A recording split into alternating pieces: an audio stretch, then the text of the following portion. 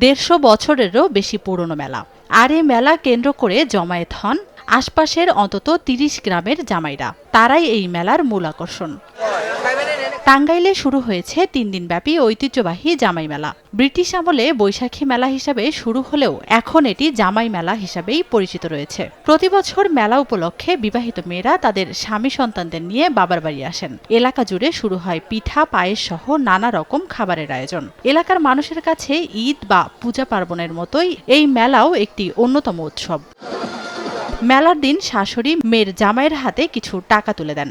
সেই টাকার সঙ্গে আরও টাকা যোগ করে জামাইরা বাজার করে আনেন। এ কারণেই মেলাটি জামাই মেলা হিসাবে পরিচিত। মেলায় বিভিন্ন ধরনের মুখরোচক খাবারের দোকান সহ নারীদের প্রসাধনী, খাট, পালং সবই পাওয়া যায়। মেলাটি সবার কাছে খুবই আকর্ষণীয়। আমরা এই এলাকার জামাই, আমরা বড় বড় মাছ, রসগোল্লা এগুলা কিনবার জন্য আসছি। জামাই মেলায় আসছি, বৈশাখী মেলায় আসছি, অনেক কেনাকাটা করছি, অনেক খাওয়া দাওয়া করছি, খুব ভালো লাগছে। আমি মিষ্টি খাইছি, জিলাপি খাইছি, ফুচকা খাইছি। আমার কাছে এটা ভালো লাগছে। অনেক শুনেছি, ফেসবুকে দেখেছি, কিন্তু আসলে আসা হয়নি কখনো। আমি যদিও টাঙ্গাইলের মেয়ে, কিন্তু আজকে ফার্স্ট টাইম আসা হলো। আর জামাই নাই, প্রবাসে থাকে, এর লিগে বান্ধবী নিয়ে আসছি। আমরা আসছি জামাই হিসাবে আসছি, ওয়াইফ নিয়ে আসছি, তারপরে বাচ্চা নিয়ে আসছি।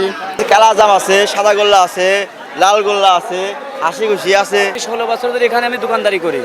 ইনশাল্লাহ এবারও পরিস্থিতি ভালো, আগামীতেও পরিস্থিতি ভালো হয়েছে। চমচম আছে, হাসি খুশি আছে, বালিশ আছে, আবার বালিশ চমচম আছে, তারপরে রসগোল্লা, সাদা চমচম, কালো জাম।